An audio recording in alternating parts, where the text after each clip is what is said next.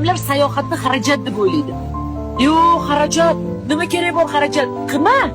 Borma, ko'rma, o'tir uyingda, ushlab o'tir. Qani tomosha qilishing ko'payarmi? Kashada ko'llar, orollar bormi? Tam suvlar, dengizlar, okeanlar tugamaydi. Tugash mana bu yerda. Biz o'ylaymiz, tugaydi.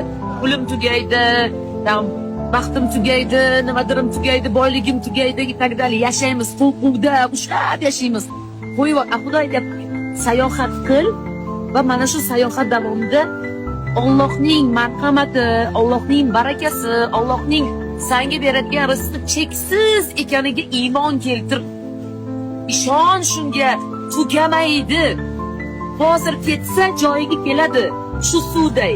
Qayerga deb ketyapti, qayerdan kelyapti. Turib qolsa tasavvur qiling nima bo'ladi?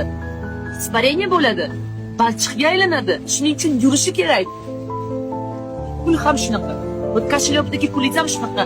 Chiqishi kerak, shundagina joyiga qaytadi. Chiqishi kerak, shundagina joyiga qaytadi. Menga Alloh shuni isbotladi. Sayohat qil va qo'rqma dedi.